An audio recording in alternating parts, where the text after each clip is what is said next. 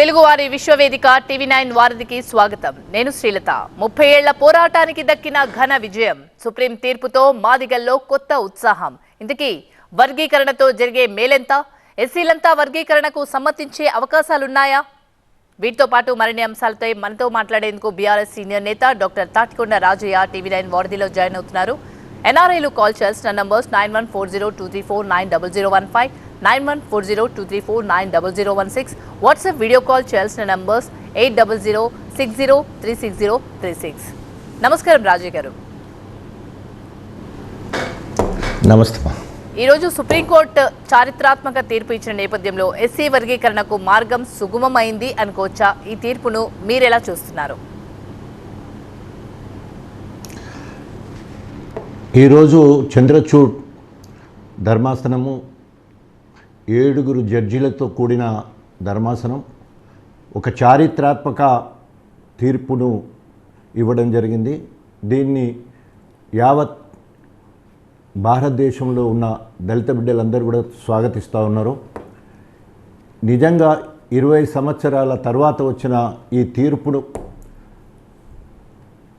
ఎంఆర్పిఎస్ అమరవీరులు చనిపోయారు చాలామంది, అనేక మంది జైళ్ళ పాలయ్యారు, అనేక మంది మరి కొట్లాడడం వల్ల ఈరోజు ఈ ఘన విజయాన్ని సాధించడం జరిగింది. ఇది అంతా కూడా మాదిగల ఐక్యతకు కృష్ణమాదిగ నాయకత్వంలో దాదాపు 30 సంవత్సరాల నిరంతర ప్రజాస్వామ్య అహింస మార్గంలో చేసిన ఉద్యమం అనేక ఒడిదుడుకులు ఎదుర్కొని చివరికి ఈరోజు ఘన విజయం సాధించినంత కార్యం జరిగింది. ఈ ధర్మాసనం ఇచ్చిన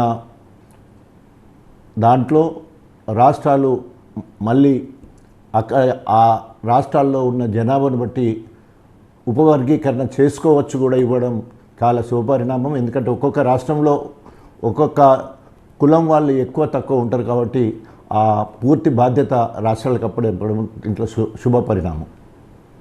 తప్పకుండా 2000 నుండి 2004 వరకు ఈ తీర్పు వల్ల మాదిగ సమాజంలో ఎలాంటి మార్పు వస్తాయని మీరు భావిస్తున్నారు రాజయ్య గారు? తప్పకుండా సామాజిక న్యాయము డాక్టర్ భీమ్రావ్ అంబేద్కర్ గారు ఏ సామాజిక న్యాయం కోసం అయితే సమాజంలో ఉన్న అసమానతలను దూరం చేయడానికి రిజర్వేషన్ను తీసుకొచ్చాడు ఒక శాస్త్రీయ దృక్పథంతో, ఆ ఫలితాలు అందరికీ చేరడం లేదు. ఎస్సీలో ఉన్న 59 ఉపకులాలు ఉంటే కొన్ని వర్గాలు మాత్రమే లాభపడుతూ ఉన్నాయని చెప్పేసి అనేక కమిషన్, గతంలో ఉషా మేహరా కమిషన్ కావచ్చు, అంతకుముందు రామచంద్రరావు కమిషన్ కావచ్చు, అనేక కమిషన్లు కూడా మాదిగలకు చాలా నష్టం జరుగుతుంది అనేక సందర్భాల్లో చెప్పడం జరిగింది. దానికి అనుగుణంగానే ఈరోజు ఉపవర్గీకరణ రాష్ట్రాలకు బాధ్యత అప్పచెప్తే ఆయా రాష్ట్రాల్లో, ఉదాహరణకి ఆంధ్రప్రదేశ్ ఉంటే అక్కడ మాలలు ఎక్కువ ఉంటారు, మాదిగలు తక్కువ ఉంటారు. అదే తెలంగాణకు వస్తే ఇక్కడ 12% మాదిగలు, 5% మాలలు, 1% 57 ఉపకులాలు ఉంటాయి. సో కాబట్టి ఈ రకంగా ఆ రాష్ట్ర ప్రాతిపదికను తీసుకొని వర్గీకరణ అయినప్పుడు తప్పకుండా ఉపయోగపడతాయి. గతంలో అవిభక్త ఆంధ్రప్రదేశ్ ఉన్నప్పుడు 2000 నుండి 2004 వరకు 4 సంవత్సరాలు అయితే విద్యా ఉద్యోగ రంగంలో దాదాపు 20,000 నుండి 30,000 మంది విద్యార్థులకు మరి ఇటు ప్రొఫెషనల్ ఎడ్యుకేషన్లో కావచ్చు, అదేవిధంగా ఉద్యోగాలలో కావచ్చు చక్కటి అవకాశాలు రావడం జరిగింది. తప్పకుండా రేపు రాబోయే రోజుల్లో ఏ రాష్ట్ర ప్రభుత్వం అయితే తొందరగా, అంటే తెలంగాణ కావచ్చు, అక్కడ ఆంధ్రప్రదేశ్ కావచ్చు, తొందరగా కార్యాచరణ మొదలుపెట్టి మరి ఆయా జనాభా లెక్కలు తీసుకుని దాని ప్రకారం ఒక ఆర్డినెన్స్ తీసుకొచ్చి కనుక చేసి ఉంటే తప్పక మాదిగలకు మంచి మేలు జరుగుద్ది. ఇది ఏ వర్గానికి కూడా నష్టం చేయదు. ఒక మాదిగలకి లాభమే కాకుండా మాదిగల్లో ఎస్సీలో ఉన్న 59 కులాలకు ఏ ఒక్కరికి కూడా నష్టం జరిగే అవకాశం లేదు.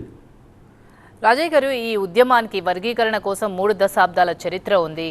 ఈ వర్గీకరణ ABCDలుగా చేయాలనే ఉద్యమిస్తున్నారు. ఇందుకే ఈ వర్గీకరణతో ఎస్సీలకు జరిగే మేలు ఎంత అంటారు? సో తప్పకుండా ఎంత మేలు అంటే, ఉదాహరణకి తెలంగాణ రాష్ట్రంలో 18% ఎస్సీలు ఉంటే దాంట్లో 12% మాదిగలు ఉంటారు. కానీ గతంలో లెక్కలు తీసినప్పుడు అవిభక్త ఆంధ్రప్రదేశ్లో 80% ఆఫ్ జాబ్స్ కావచ్చు, విద్యా రంగాల్లో హయ్యర్ క్వాలిఫికేషన్ అంటే హయ్యర్ ఎడ్యుకేషన్లో కావచ్చు 80% ఒక వర్గానికే చెందిన వాళ్లకు ఇటు చదువులో సీట్లు కానీ అటు ఉద్యోగాలు కానీ వచ్చే పరిస్థితి ఉండే. కానీ ఎప్పుడైతే 4 సంవత్సరాలు మరి 2000 నుంచి వెళ్ళి 2000 సంవత్సరం నుంచి 2004 వరకు అట్లా చేసినప్పుడు ఎవరికి రావాల్సిన వాటా వారి వారి జనాభా నిష్పత్తి ప్రకారం వారికి రావడం జరిగింది. అంటే మాదిగలకు రావాల్సింది మాదిగలకు, మాలలకు రావాల్సింది మాలలకు, రెల్లి ఏ ఎస్సీ ఏ వర్గీకరణ ఏబిసిడిలో ఏ ఉన్న రెల్లీలకు, అదేవిధంగా డీలో ఉన్న ఆదిజాంబవ ఆది ఆంధ్రకు వాళ్ళకు కూడా వారి వారి నిష్పత్తి ప్రకారం రావడం జరిగింది. అప్పుడు ఎలాంటి అసమానతలు లేవు.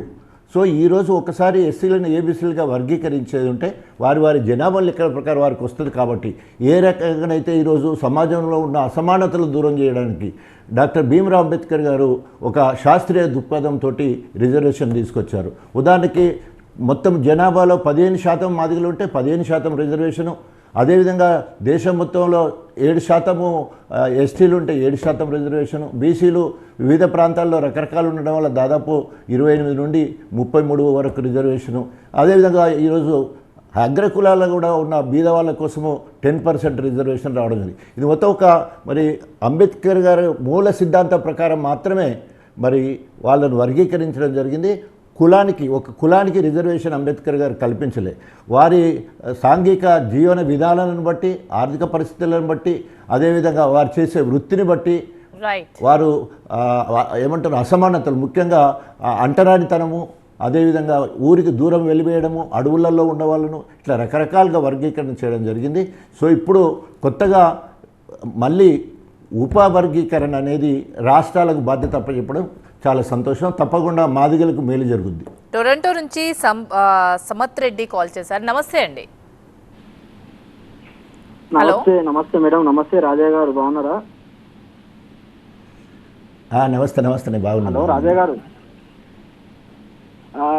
గత 30 సంవత్సరాలుగా మాదిగలు చేస్తున్న పోరాటానికి ఈ తీర్పు చారిత్రాత్మకం. మందకృష్ణ మాది గారు కానీ మిగతా ఎంఆర్పిఎస్ నాయకులు కానీ చాలా మంది అమరవీరులు అయ్యారు. వాళ్ళు కానీ వాళ్ళందరికీ ధన్యవాదాలు. అదేవిధంగా ఈ తీర్పు మాదిగల అభ్యున్నతికి ఉపయోగపడుతుందని చెప్పి మేము భావిస్తున్నాం. అదేవిధంగా తెలంగాణ, ఆంధ్రాల్లో చూస్తే మాదిగలు చాలా చాలా వెనుకబాటుకు గురైనారు. ఈ తీర్పుతో విద్యా ఉద్యోగాల్లో వాళ్ళకి మంచి అవకాశాలు వస్తాయని, సామాజిక వర్గంగా అభివృద్ధికి పాటుపడుతుందని చెప్పి మేమంతా కోరుకుంటా ఉన్నాం. రైట్ అండి. తప్పకుండా మీ ఆలోచన ప్రకారము ఈ అందరికి కూడా మేలు జరుగుద్ది. ఈరోజు ప్రపంచం అంతా కూడా మీలాంటి వాళ్ళు ఎవరైతే తెలుగు రాష్ట్రాలకు సంబంధించిన వాళ్ళు, ముఖ్యంగా ప్రపంచ దేశాల్లో ఎక్కడున్నా కూడా ఈ తీర్పును హర్షాలు వెలుబుచ్చుతూ ఉన్నారు. సో దీంట్లో ఒక వ్యవస్థాపక నాయకుడిగా, మాదిగ బిడ్డగా నేను గర్వపడుతూ ఉన్నాను.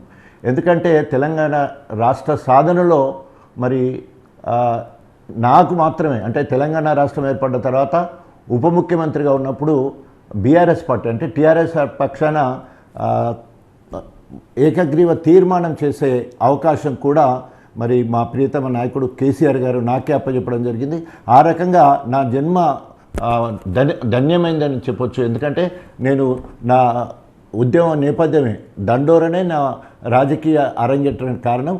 దండోర ఉద్యమం ద్వారానే కృష్ణమాదిగ నాయకత్వంలో 1994లో మరి కృష్ణమాదిగ నాయకత్వం అప్పటి నుండి ఇప్పటి వరకు కూడా మరి అనేక ఆటుపోట్లు ఎదురైనప్పటికీ కూడా మరి కృష్ణమాదిగ మొక్కవోని ధైర్యంతో ఇక్కడ దాకా ఉద్యమాన్ని తీసుకొచ్చి జాతీయ అధ్యక్షుడిగా ఎదగడమే కాకుండా అదేవిధంగా ఏమంటారు వ్యవస్థాపక అధ్యక్షుడిగా ఈరోజు ఘన విజయం సాధించడం జరిగింది. అన్ని రాజకీయ పార్టీల సహకారం. ముందు కాంగ్రెస్ పార్టీ ఏకగ్రీవ తీర్మానం చేసింది, అంతకుముందు టీడీపీ ఏకగ్రీవ తీర్మానం చేసింది, తర్వాత బీఆర్ఎస్ పార్టీ ఏకగ్రీవ తీర్మానం చేసింది. ఎప్పుడు కూడా రాజకీయ పార్టీలన్నీ కూడా ఎంఆర్పిఎస్కు మద్దతుగా నిలబడ్డ సంగతి అందరూ కూడా తెలుసు. రైట్. 30 ఏళ్ల పోరాటానికి ఫలితం ఈరోజు చూస్తున్నారు. మరి ఎస్సీ వర్గీకరణకు ఎస్సీలంతా సమ్మతించే అవకాశాలు ఉన్నాయంటారా రాజయ్య గారు? ఇది డాక్టర్ భీమ్రావ్ అంబేద్కర్ గారి సిద్ధాంతమును ఎవరైతే నమ్ముతారో, వారి ఆలోచన విధానాన్ని ఎవరైతే అర్థం చేసుకుంటారో, రాజ్యాంగం మీద ఎవరికైతే నమ్మకం ఉంటుందో వాళ్ళందరూ కూడా తప్పకుండా చేస్తారు. అంటే ఈ వర్గీకరణ వల్ల ఏ ఒక్క వర్గానికి కూడా నష్టం జరగదు. వారి వారి జనాభా నిష్పత్తి ప్రకారం వారికి రిజర్వేషన్ ఇవ్వడం జరుగుద్ది. ఇప్పుడు ఉదాహరణకి తెలంగాణలో స్వయంగా మరి కేసీఆర్ గారు నిండు సభలో చెప్పడం జరిగింది. తెలంగాణలో 18% ఎస్సీ వాళ్ళు ఉన్నారు, దాంట్లో 12% మాదిగా ఉన్నారు, 5% మాల ఉన్నారు, 1% 57 ఉపకులాలకు సంబంధించి 1% ఉన్నారు. సో మొత్తం 18% ఉన్నది. ఇప్పుడు 15% రిజర్వేషన్ మాత్రం ఇవ్వడం జరుగుతుంది. ఒక పక్క ఎస్సీలను ఏబీసీలుగా వర్గీకరించాల్సిన అవసరం ఉన్నది. వారి జనాభాను బట్టి రిజర్వేషన్ కూడా పెంచాలని చెప్పేసి కూడా మరి కేసీఆర్ గారు నిండు సభలో కూడా మాట్లాడడం జరిగింది. తప్పకుండా రాబోయే రోజుల్లో మరి రేవంత్ రెడ్డి గారు ఈరోజు మరి అసెంబ్లీలో కూడా చెప్పడం జరిగింది. తప్పకుండా అవసరమైతే ఒక ఆర్డినెన్స్ తీసుకొచ్చి వీలైనంత తొందరగా కూడా చేస్తూ అంటున్నారు. మరి రేవంత్ రెడ్డి గారికి మేము ఒక విజ్ఞప్తి చేస్తూ ఉన్నాం. నింపబోయే జాబ్స్ ఏదైతే ఉన్నారో, రిక్రూట్ ఏదైతే నోటిఫికేషన్ ఇస్తారో ఎస్సీలను వర్గీకరణ తర్వాత మాత్రమే చేస్తే మాదిగలు మరి లబ్ధి పొందే అవకాశం ఉంటుంది. లేకపోతే తొందరగా అడావుడిగా కనుక ఇప్పుడే నోటిఫికేషన్స్ ఇచ్చేసి అవి నిన్న తర్వాత మళ్ళీ వర్గీకరణ అంటే మళ్ళీ ఉద్యమం చేయాల్సిన పరిస్థితి వస్తుంది. కాబట్టి అవి వీలైనంత తొందరగా ఆర్డినెన్స్ తీసుకొచ్చేసి తర్వాత ఎస్సీలను ఏబీసీలో వర్గీకరించే పరిస్థితి కనుక అయ్యేది ఉంటే తప్పకుండా మాదిగలు లబ్ధి పొందడానికి అవకాశం ఉంటుంది విద్యా ఉద్యోగ రంగాలలో. టెక్సాస్ నుంచి సుధీర్ కాల్ చేశారు. సుధీర్ గారు నమస్తే అండి. రాజయ్య గారు మీ క్వశ్చన్ ఏంటో అడగండి. రాజయ్య గారు నమస్తే. నా పేరు జలగం సుధీర్, మాది కోదాడ కాన్స్టిట్యూన్సీ వస్తుంది. నమస్తే సుధీర్. జనరల్ గా మీకు అందరికీ అభినందనలు. ఈ రోజు 30 ఏళ్ల పోరాటం సక్సెస్ అయినందుకు. అయితే ఒక బేసిక్ క్వశ్చన్ అందరి మధ్యలో ఉంటుంది, ఈ టీవీ9 ద్వారా మీకు తెలియజేస్తున్నా. ఈ రిజర్వేషన్ అనేది ఒక్కసారి పొందిన తర్వాత ఆ కుటుంబం ఒక ఉన్నత పొజిషన్కి వస్తుంది. కానీ తరతరాలుగా కొన్ని కుటుంబాలు లేదా కొంతమంది వ్యక్తులే ఈ రిజర్వేషన్ వాడుకొని వారి వరకు పైకి వస్తున్నారు. ఇంకా వెనుకబడిన వర్గాలను ముందుకు తీసుకురావడానికి ఈ క్రిమిలేయర్ లాంటిది ఏమన్నా తీసుకొస్తే బాగుంటుందా? ఇప్పుడు రేపు పొద్దున మీరు ఈ ఎంఆర్పిఎస్ పోరాటం కూడా మళ్ళీ కొంతమందికి ఈ వర్గంలో కొంతమందికి బెనిఫిట్ అయ్యి మిగతా వ్యక్తులందరూ వెనుకబడిపోయే పరిస్థితి ఉంటుంది కదా. ఇటువంటి సిచ్యువేషన్ మీరు ఎట్లా అడ్రస్ చేస్తారన్నా? మంచి ప్రశ్న. గుర్రం జాషువా గారు ఒక మాటలో అంటారు, ఈ రిజర్వేషన్ ఎట్లా ఉన్నాయంటే తరతరాల నుండి అగ్రవర్గాలకు లేదా ఊరికి ఈడిగం చేసి రోత పనులు చేసి చచ్చిన శవాలను తీసేసి పశువులను తీసేసి వీధులను శుభ్రం చేసి అనేక రకాలుగా మా ముందు తరాలు ఏదైతే ఇప్పుడు రిజర్వేషన్ అంబేద్కర్ కల్పించిన ఈ రిజర్వేషన్ ఏదైతే వేల సంవత్సరాలు ఊడిగం చేస్తే స్వతంత్రం వచ్చిన తర్వాత రిజర్వేషన్ అంబేద్కర్ గారి పుణ్యం అని చెప్పేసి రిజర్వేషన్ వస్తే ఆ ఫలితాలు అందరికీ అంతలేవని చెప్పేసి ఈరోజు మరి ఈ తీర్పు రావడం జరిగింది. తప్పకుండా మీరు అన్నది బహుశా ఈరోజు ఇచ్చిన తీర్పులో అది కూడా ఉన్నట్టుంది. క్రిమిలేయర్ కూడా అంటే ధనవంతులు బీదవాళ్ళు అన్ని వర్గాలలో ఎస్సీల మాదిగల కానీ మాలల కానీ అది కూడా ఒక అంశంగా ఉన్నట్టు ఉంటుంది. ఇంకా రేపు ఎల్లుండి వరకు అయితే ఇంకా పూర్తిగా తెలుస్తుంది. అయితే ఒక్కరితో ఎదిగినంత మాత్రాన వారి కుటుంబం మొత్తము అన్నదమ్ములు అక్క చెల్లెళ్ళు బావలు బామర్దులు అందరూ కూడా ఎదిగినట్టు కాదు. సో కాబట్టి తప్పకుండా ఒక రెడ్డి ఎట్లయితే ఇప్పుడు 10% రిజర్వేషను ఆర్థికంగా వెనుకబడ్డ అగ్రకులాలకు కూడా 10% రిజర్వేషన్ కల్పించడం జరిగింది. సో భారత రాజ్యాంగం. సో ఆ రకంగా తప్పకుండా మీరు అడిగిన దాని ప్రకారం రేపు తెలంగాణలో అట్లాగే ఆంధ్రప్రదేశ్లో పంజాబ్లో ఎక్కడెక్కడ వీలైతే తప్పకుండా క్రిమిలేయర్ కూడా మరి తీసుకుంటారనేది తెలుస్తున్నది. అందుకనే చాలామంది కూడా దాని మీద అనుమానం వ్యక్తపరచడం జరుగుతుంది. జనాభా పరంగా కూడా చూసుకుంటే ఎస్సీలో మాదిగల జనాభా ఎక్కువ ఉంది, మాలలు తక్కువగా ఉన్నారు. ముఖ్యంగా మాలలు ఈ వర్గీకరణను వ్యతిరేకిస్తున్నారు. వారి నుంచి వ్యతిరేకత వచ్చే అవకాశాలు కూడా ఉన్నాయి. మీరు వాళ్ళని ఎలా ఒప్పిస్తారు రాజయ్య గారు? ఇప్పుడు ఇంతకుముందు హరీష్ గారు అడిగిన ప్రశ్న కూడా అదే. ఇప్పుడు ఉదాహరణకి అగ్రకులాలలో 85 to 90% ఎడ్యుకేటెడ్స్ ఉంటారు అగ్రకులాలలో. ఒక దగ్గర అయితే ఒక క్యాస్ట్ అయితే ఇప్పుడు బ్రాహ్మణ్స్ మిగతా అట్లాంటి వాళ్ళు అయితే 100% కూడా ఎడ్యుకేటెడ్స్ ఉండటానికి అవకాశం ఉంటుంది. వాళ్ళు పరీక్షలు రాసినప్పుడు వాళ్ళ జనాభా తక్కువ ఉంటుంది, అందరికి కూడా మంచి ర్యాంక్ స్టూడెంట్స్ ఉంటారు. మరి ఉద్యోగాలన్నీ కూడా వాళ్ళకి పోయే పరిస్థితి ఉంటుంది. ఈ రిజర్వేషన్ ప్యాటర్న్ వచ్చింది కాబట్టి ఎస్సీలో వాళ్ళకి 13 ఉద్యోగాలు ఉన్నాయంటే ఈ కాంపిటీషన్ ఎస్సీల మధ్యలో ఉంటుంది. అదేవిధంగా రేపు ఎస్సీలను ఏబీసీలో వర్గీకరించిన తర్వాత మాదిగకు 4 వచ్చినాయంటే ఆ 4 మాదిగల మధ్యలో పోటీ ఉంటుంది. 3 మాలలకు వస్తే మాలల మధ్యలో పోటీ ఉంటుంది. ఉపకులాలకు 2 వచ్చినాయంటే వాళ్ళ మధ్యలో మాత్రమే పోటీ ఉంటుంది. ఏ రకంగానైతే ఈరోజు ఓసీల మధ్యలో పోటీ ఉన్నట్టే, బీసీల మధ్యలో పోటీ ఉన్నట్టే, ఎస్టీల మధ్యలో పోటీ ఉన్నట్టే, ఎస్సీల మధ్యలో పోటీ ఉన్నట్టే, ఎస్సీ ఉపకులాల మధ్యలో ఎవరి జనాభా నిష్పత్తి ప్రకారం వాళ్ళకి ఉంటుంది. ఎప్పుడైనా కూడా మరి వారికి ఎక్కువ కావాలని ఆశపడడంలో తప్పులేదు. సో వాళ్ళ బాటలో వాళ్ళు ఎంత పోటైనా పడి వారు ఉద్యోగం తెచ్చుకోవడానికి అవకాశం ఉంటుంది. మాదిగ కోట కావాలని మాల వాళ్ళు అడగకూడదు, మాల వాళ్ళ కోట కావాలని మాదిగ వాళ్ళు అడగకూడదు. అదేవిధంగా ఉపకులాలకు సంబంధించినది కావాలని కూడా ఒకరినొకరు అడగకుండా వాళ్ళ జనాభా నిష్పత్తులు వచ్చే కోటలో వాళ్ళు ఉండవలసి ఉంటుంది. కాబట్టి అక్కడ ఎలాంటి ఏమంటారు తారతమ్య విధాలు వచ్చడానికి అవకాశం లేదు. అంబేద్కర్ సిద్ధాంతం కూడా అదే. ఈరోజు రిజర్వేషను సమాజంలో ఉన్న అన్ని కులాలను దృష్టిలో పెట్టుకుని రిజర్వేషన్ తీసుకురావడానికి కారణం కూడా ఇదే. ఎవరి వాటా వాళ్ళకి రావాలి, ఎవరి జనాభా ఎంత ఉంటే ఆ జనాభా ప్రకారం వాళ్ళకి రావాలి. సో ఎస్సీల జనాభాను బట్టి ఈరోజు రిజర్వేషన్ ఇచ్చారు. ఎస్సీలో ఉన్న ఉపకులాల జనాభాను బట్టి రేపు రాబోయే రోజుల్లో రిజర్వేషన్ ఇవ్వబోతున్నారు. రాజయ్య గారు, ఈ సుప్రీంకోర్టు తీర్పుతో మాదిగల్లో కొత్త ఉత్సాహం కనిపిస్తుంది. విద్యార్థుల్లో కానీ, ఉద్యోగాల్లో కానీ, ఆర్థిక రాజకీయాల్లో కానీ ఏ విధంగా వెసులుబాటు ఉంటుందంటారు ఇప్పుడు? సో తప్పకుండా 30 సంవత్సరాలు నిరంతరంగా ప్రజాస్వామ్యబద్ధంగా అహింస మార్గంలో అంబేద్కర్ భావజాలాన్ని సమాజంలో తీసుకుపోవడం కాకుండా ఈ దండోరా ఉద్యమం ద్వారా, అంటే ఎంఆర్పిఎస్ ఉద్యమం ద్వారా మాదిగ జాతే కాకుండా సమాజంలో మాదిగ రిజర్వేషన్ పోరాట సమితి ఉద్యమాన్ని చూసి అనేక కుల పోరాటాలు రావడం జరిగింది. బీసీ గర్జనని కావచ్చు, తర్వాత ఎస్టీలకు సంబంధించింది, తర్వాత ఓబీసీలకు సంబంధించింది, తర్వాత ముదిరాజులకు సంబంధించింది, అన్నీ కూడా వారి జనాభాలు ఎక్కడ మా వాటా మాకు రావాలనే స్థాయికి వెళ్ళి ఒక సామాజిక ఉద్యమంగా మారిపోయింది ఎంఆర్పిఎస్ అనేది. సో ఆ రకంగా ఈరోజు అనేక మందికి ఎంఆర్పిఎస్ ఉద్యమము ఆదర్శంగా మిగిలింది. అంతెందుకు ఈరోజు తెలంగాణ ఉద్యమము ఇక్కడ తెలంగాణలో బలపడడానికి కారణము అంతకుముందు మాదిగ రిజర్వేషన్ పోరాటంలో పనిచేసే దళితులందరూ కూడా తెలంగాణ రాష్ట్రం వస్తే మాకు 12% రిజర్వేషన్ వస్తుందని చెప్పేసి మాదిగ బిడ్డలు తెలంగాణ ఉద్యమంలో ముందు వరుసలో ఉండి తెలంగాణ రాష్ట్రం కోసం పనిచేయడం జరిగింది.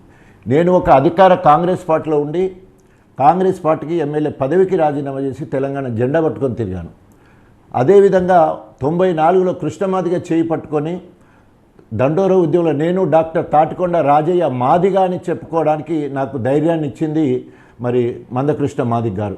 నేను ఒక పిల్లల వైద్యుడిగా జాతీయ స్థాయిలో మంచి పేరున్న డాక్టర్గా ఉండి కూడా నా కులం పేరు అప్పటి వరకు చెప్పుకోలేదానికి అవకాశం రాలే.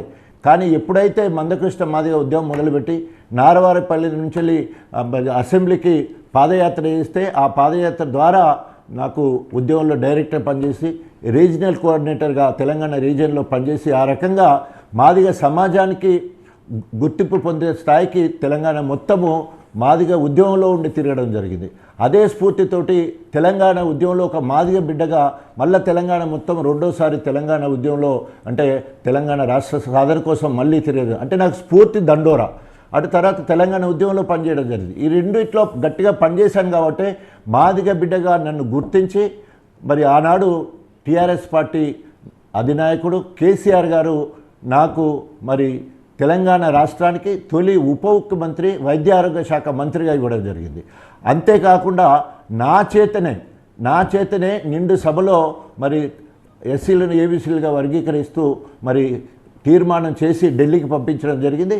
ఆ ఢిల్లీకి నవంబర్ 29, 2014లో మేము మరి మోషన్ చేసి ఏకాగ్రీవ తీర్మానం చేసి పంపిస్తే మరి అక్కడ ఎంపీగా ఉన్న కడియం శ్రీహరి తర్వాత కేసీఆర్ మోడీ గారికి ఇచ్చి అతి త్వరలో ఎస్సీలను ఏబీసీలుగా వర్గీకరించాలని చెప్పేసి అడగడం జరిగింది.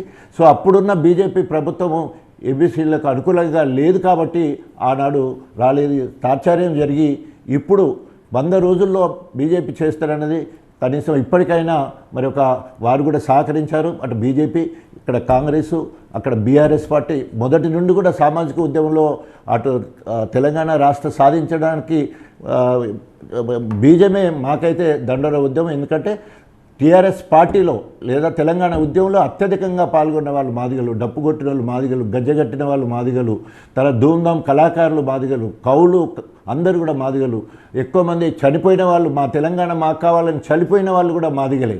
సో ఆ స్ఫూర్తితోటే మాదిగ అస్తిత్వాన్ని, మాదిగ ఉనికిని, మాదిగ ఆత్మగౌరవాన్ని కాపాడడం కోసము నా ఎమ్మెల్యే పదవికి రాజీనామా చేసి తెలంగాణ జెండా పట్టుకొని తెలంగాణ ఉద్యమంలో పోవడానికి మాదిగ బిడ్డగా నేను చాలా గర్వపడుతున్నాను. ఆనాడు దండోరా ఉద్యమంలో ఉన్నందుకు ఆ రకంగా దండోరా ఉద్యమం నుంచి తెలంగాణ ఉద్యమంలో ఉండి తొలి ఉప ముఖ్యమంత్రి అయిన ఒక మాదిగ బిడ్డగా it's the historical event in Telangana. Who is the first deputy CM Telangana అంటే ఈరోజు చరిత్రలో మిగిలిపోయేటట్టు ఒక పక్క మాదిగ దండోరా ఉద్యమం అయితే రెండో పక్క తెలంగాణ రాష్ట్ర సాధన. ఇక్కడ కృష్ణమాదిగ అయితే అక్కడ కేసీఆర్ వల్ల ఈరోజు చరిత్రలో ఒక మాదిగ బిడ్డగా నా స్థానం ఉన్నదని చెప్పడానికి నేను గర్వపడుతున్నాను. రాజయ్య గారు, మీ మాటల్లో మందకృష్ణ మాదిగ గురించి పదే పదే చెప్తున్నారు. కేవలం మందకృష్ణ మాదిగ పోరాట ఫలితంగానే ఈరోజు సుప్రీం తీర్పు అనుకోవచ్చు అంటారా?